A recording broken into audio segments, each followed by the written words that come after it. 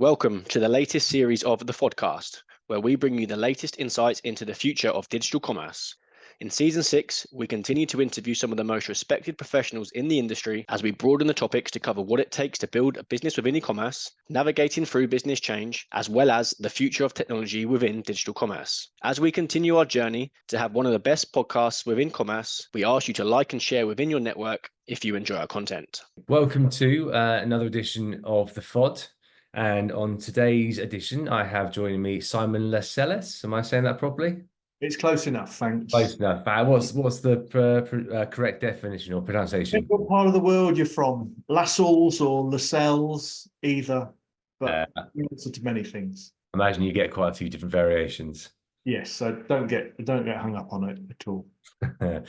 Okay, well, it's good for you. Good to have you joining us. And Simon, you are the managing partner of Business Technology Leaders. Do you want to give us just a little brief overview of the business before we get into the nuts and bolts of Fractional? Certainly. Well, we are Fractional Technology Leaders. We like to say that we deliver strategic solutions that solve the concerns of CEOs and their team. We're focused mainly on the mid-market. And that's what we do. Technology, helping them drive improvement. Yeah. On that point, so your business is very much geared up around Fractional. How long have you been operating in the Fractional space? Over 3.5 years now. Okay. This company's only been in place for, where are we now? 9 months, but I've been in that space for 3.5 years. Okay.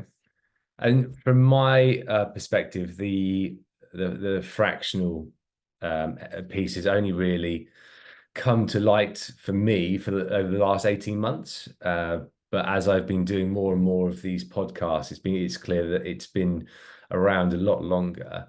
Why do you think it's only becoming, or it's becoming more prominent now, broadly speaking? I think market forces. Two main things: shortage of the right skilled staff. So all our team are very senior people working in the mid-market, so they bring all that experience and they can work with 3 or 4 clients. So you don't need a one-to-one relationship. They can help 3 or 4 clients at once. And a cost basis, it's far more cost effective to have someone with those skill sets on a fractional basis than trying to recruit someone full time. Okay. And do you think this is going to be reshaping the way the businesses are approaching their digital transformation projects now that so much more fractional resources available to them? Yes, definitely. And with the latest Labour announcements of worker rights from day one, I think it'll possibly scare more business owners into the fractional model where there is no rights for our employees, because it's a business-to-business contract, so they can have those skills and resources without the worry of the legal complexities that they might face. Yeah, that's something we spoke about before the recording, and that's, for me, really interesting because I'm not sure how the workers' rights around the right to switch off, for example, are going to play into the flexible working that the workforce has started to get used to over the past couple of years. For example, if you're flexibly working and you want to start at 10, but you want to be able to switch off at 5, I'm not sure how that's going to play out. Yes, well, that'll be the rights of an employed person within a company, isn't it? We are very much, although we work on a fractional basis, we're available 9 to 5, Monday to Friday. We're just working a fraction of each day to satisfy the client needs. So we're available when we need. Everyone needs to switch off, but I think our availability will be more secure for those owners of businesses to make sure the project happens. Yeah, agreed. But the business-to-business relationship between you and the clients won't be impacted by that. But your team will probably have similar what's the word I'm looking for? They Demand? effectively have those rights, won't they? As they Yes. So, but they're all senior people. They manage their own time as they currently do. So whether these rights come in or not, they manage their team now.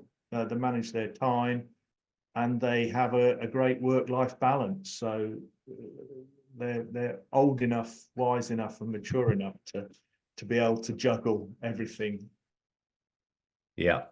And what do you think specifically around complexities of the projects that I will drive or utilize the fractional model better? Yeah, so we've been there and done it and seen it. It's a team, so we're very much a team effort, and we all share experiences. So, for instance, a company will only go through an Office 365 implementation once. Our guys have done it 4 or 5 times, and with experience, makes that process slicker. You know what the pitfalls are. ERP implementations, any sort of digital transformation. Most companies go through it once in their lifetime, where our guys are doing it 3 or 4 times at least, because they're doing it with multiple companies. And effectively, they are guiding the way to help your clients avoid some of the pitfalls because they have, as you say, done this over and over and over. Yes, and every company is unique, so no one company is exactly the same, but it's knowing what to look out for. The shortcuts, everyone likes shortcuts, don't they? Everyone likes to save money where they can. Knowing what those shortcuts are, knowing what the good things to do are, what the things to avoid. Yes, it's just that comes with experience. And one of the things that has been raised over the conversations I've had, and this is something that I've not been able to quite get my own view on, is from a culture and a people leadership perspective. In a medium-sized business, you may have a CTO or CIO, and they will be responsible for the strategy, execution, but also the people leadership and driving the culture to some extent. And if you drop someone in and they are there to define strategy and help with the delivery, but they're not really doing the people leadership piece or the culture piece, how does that impact on the dynamics? Well, that's the great IR35 question, really, isn't it? We do get involved because of the vast experience the team have. They do get involved in helping with managing the team. Often we do a mentoring role. So a company might have a CIO, CTO by name, but they just don't have the experience. So we might mentor them as well as doing the helping with the transformation, etc. We'll help them manage their team and give them the experience, simple things that they can do to help their team and keep their team happy. What about from an accountability point of view? You're obviously making or advising and guiding for decisions that need to be made, but they're not not fully accountable for them when they're implemented.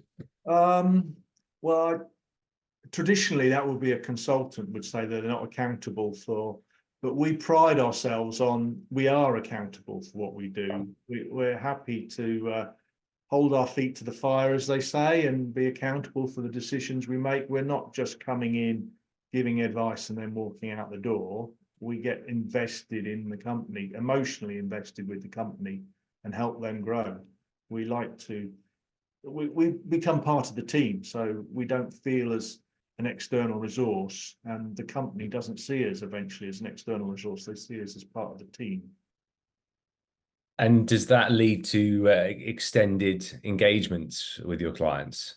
Yes, very much so. So our contract is only 30 days. So client can drop us at a moment's notice, really. But on average, it's just over 2 years is our average retention. So that shows the value that the client places on the work we're doing. We often go in just to do a piece of work and unearthing, turning over one stone. There's lots of other things.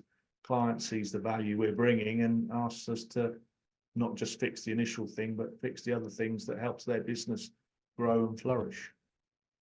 I imagine once you get in and you're under the skin, you start to pick up a few other areas that could do with your support and highlight those. Oh, definitely. Like I said, the team's very experienced, so they've seen a lot of these things before. And a lot of our clients, they will use the expression, just don't know what they don't know.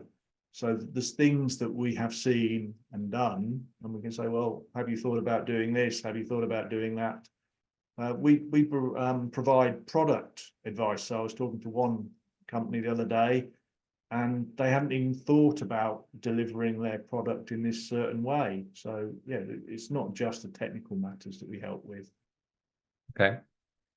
And something else that has kind of come out of the conversations that I've been having around Fractional is the broader organizational structure.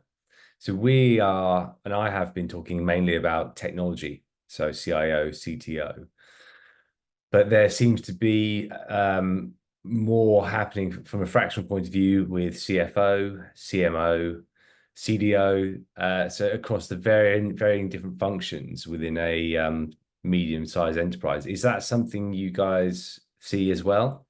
Definitely. So we're part of a loosely defined group, business leaders group, where the CEO can have a great idea, but the rest of the board members could all be fractional. People, technology, finance, marketing, I say product, sales. I've just had a meeting with a fractional salesperson. So the whole team can be put around them. In fact, some clients work in that way because we provide a lot of clients when they're going through funding, the funders will look at who is going to be spending that money as much as what the business case is. And by having a team of experienced fractional leaders around the table as part of that group helps secure that funding because they're people that know what they're doing and how that money should be spent wisely. And as part of the process, I imagine you advise clients on when they need to perhaps consider a full-time CTO, CIO. Indeed. So our stated aim is we want to grow a company sufficiently that we will be replaced with a full-time employee when they've grown to be able to pay for someone of our experience on a full-time basis. That's an ideal exit for us. We've helped them grow so much that they can afford to pay someone on a full-time basis. Is there a way to quantify that? Do you have a kind of a level they need to be achieving? Revenue-wise? Revenue-wise, headcount-wise, or support staff-wise? No, as I said, every company is unique. Obviously, some companies are more technology biased than others.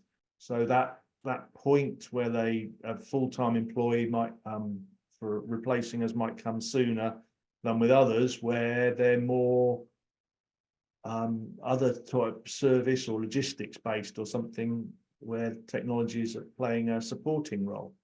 So I can't really give you a number because it will vary client to client, but we don't want to stay around more than we're needed. We will be there and we will make the recommendation as soon as we think that, often before the CEO says it's time for you to go, we'll be saying, well, we need to be thinking about recruiting,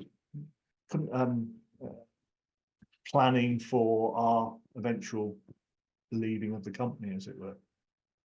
And you said the client base is around, it's a kind of mid-market. Like, Yes. how do you quantify the mid-market? Well, most people quantify it by revenue, which is the easiest number to judge a mid-market by. But for us, complexity really comes with number of employees. Okay. So possibly 20 to, at the very top end, 800, 1,000 employees defines the complexity of an organization where they might not have grown financially enough to support a full-time member of staff. And when you're at 20, you're probably not really thinking about your CIO, your CTO, but as you go through the process of growth, you will be thinking about how do we put someone in that place? And do you think that the increase in availability of fractional should change the strategy for those companies as they're starting to grow? Not the business strategy, but absolutely the employment strategy. We can be in there earlier. We can help them grow quicker by being available to them to provide our knowledge and advice. So on a recruitment basis, it can change their strategy. It shouldn't change their HR strategy. It won't change their business strategy, because that will be as it is. We're there to support it and help drive that forward. Okay. And one of the things I saw when I doing a little bit of due diligence on your website is the part around AI, and that's a service you offer. Yes. It'd be just interesting to know how that's playing out for you at the moment. It's a big topic. Everyone's talking about it, and I'm always interested to know how it's working out with the people I talk to. Yeah, AI, as you say, everyone's talking about AI, and there's a lot of misconceptions where it is. AI just provides automation, intelligent automation, really, at the moment. I don't think we're near the Armageddon state that a lot of people are worried about. And we're talking some clients where AI can be used for analysing data. So in the legal practice, just using open banking, collecting data and then analysing it, flagging up anomalies and things like that. So it has its place. It's like any tool. It's not as mature as people think. A lot of people have got a bad idea of it as well, because it's trained on public data. Yes. So that's where some of the errors and some of the high profile mistakes have been published. But you can use the technology on your own data, so you know the quality of that, and you can get far better results for you. So AI shouldn't be judged on the public available data, because it's the data really that is upsetting people as to whether it's good or bad. AI is a tool. Use your data. So talking about legal again, all solicitors have libraries full of all case history going back hundreds of years, don't they? You can digitalize all that AI. So that's a defined set of data that they can use to crunch and come up with case similarities to the case you're trying to solve now. It's not public data that is going to skew those results.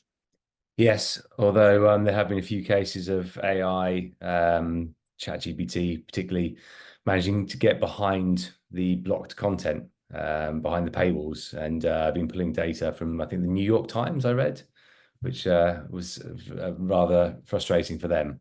Yes. Nothing's perfect. I think that's probably the best way of putting it. But with everything, you have to take the pros and the cons and what's appropriate for your organization. Where are you in the cycle?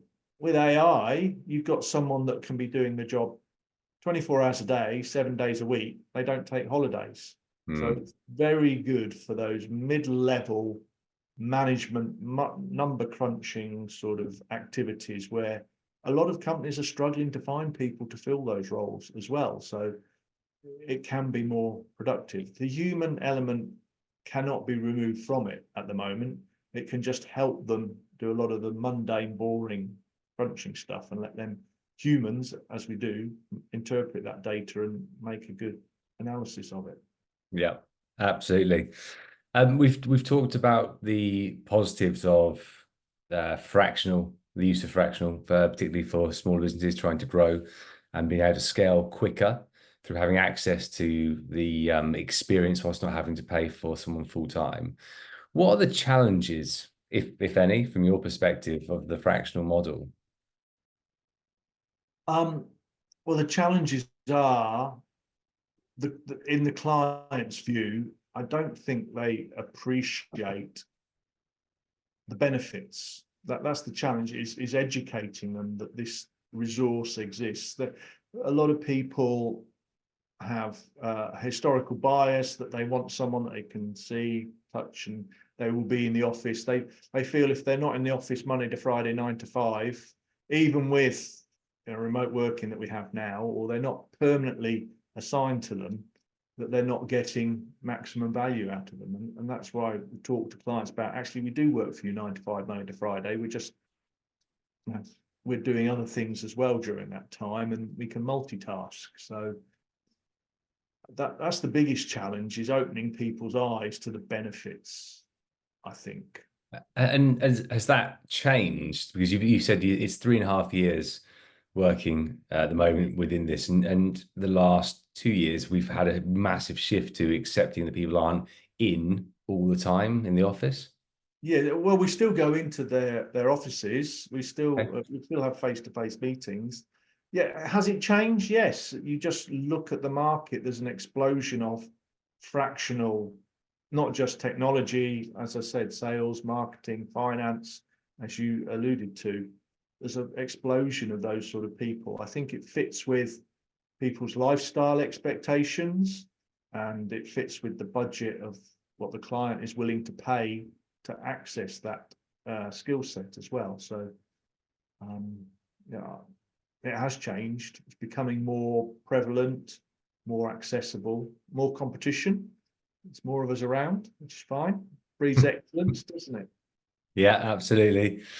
One of the not pushback. One of the things that has been raised a few times is what happens in the event that you are providing a fractional CTO and they are 2 days per week. Now, those 2 days aren't a set number of 2 days, but they've done their 2 days that have been set, and then something major happens. There's a big problem.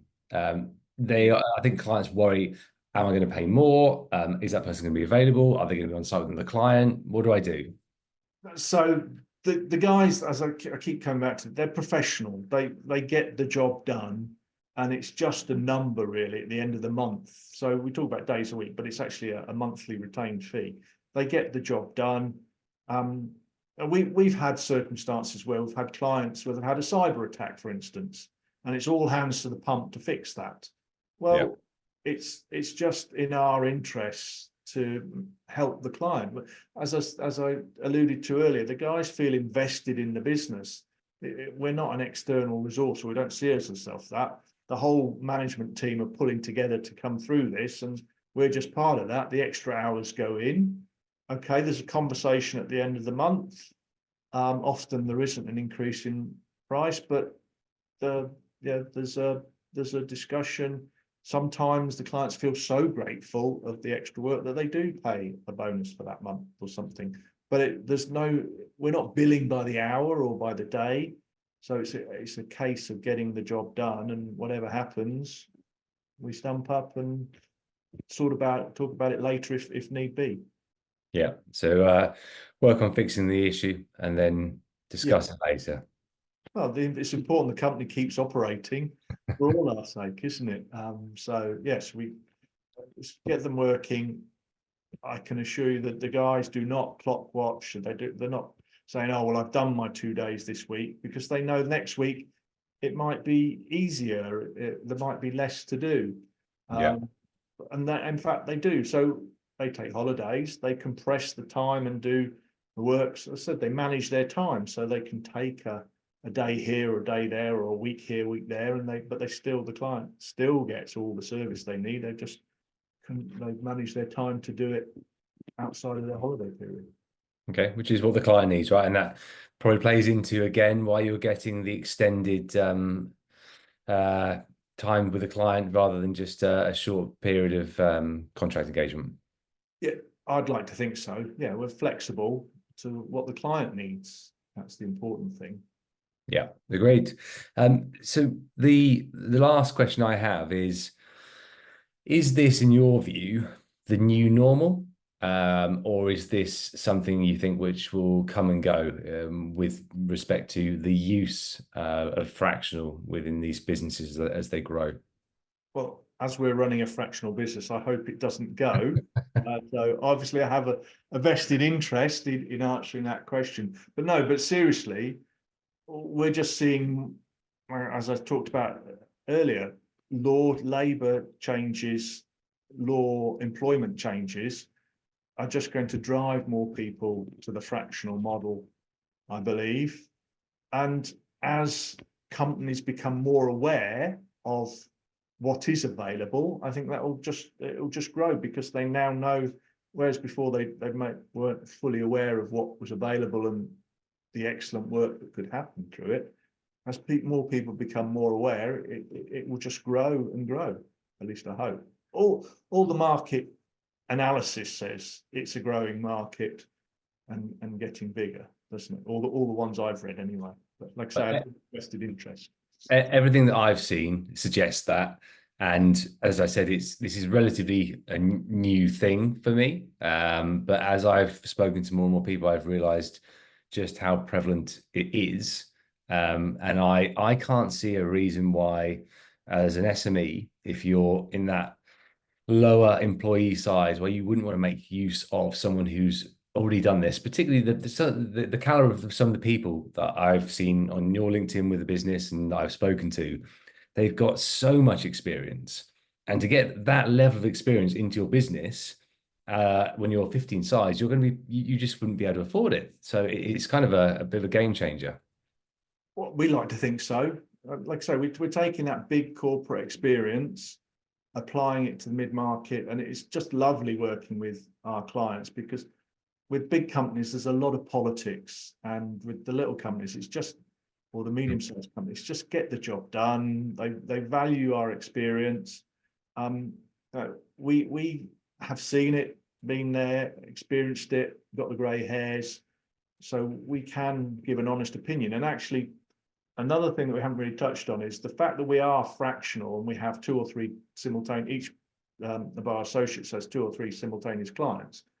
They can, in the nicest possible way, tell the CEO some of the hard truths that exist, but some people that are there on a full-time basis, if they upset the CEO, that's their livelihood gone. Whereas our guys obviously put it in a sensitive way, but if they do upset the CEO, then they've got other clients that, and it's a bit perverse in that, because they are freer to make those hard comments, and not just this is the problem, but this is the solution as well. We don't just say this is the problem, we'll give a solution.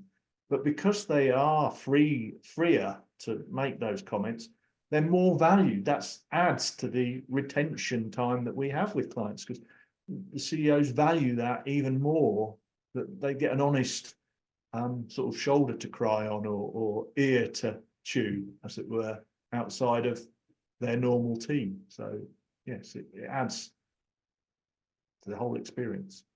So I've never actually considered that point, and it's actually very valid, because, as you say, if you've got to go and deliver bad news to your CEO, you ideally want someone who's going to do it, who can be slightly more objective and won't necessarily be concerned about being fired. Yes, it is, like I say, quite perverse that it actually works in our favour. Yeah, and for the CEO, because I'd imagine they feel more comfortable they're going to get the raw feedback as it needs to come across, rather than the filtered feedback that they might receive from an employee. Yeah, obviously we'd like to think we're professional enough to put it in a sympathetic way, and no one wants to hear just problems. They want to know what the solution to the problem is. Yeah. But at the same time, we can deliver that bad news that they have to hear. They need to hear it. So we're often the ones to deliver it.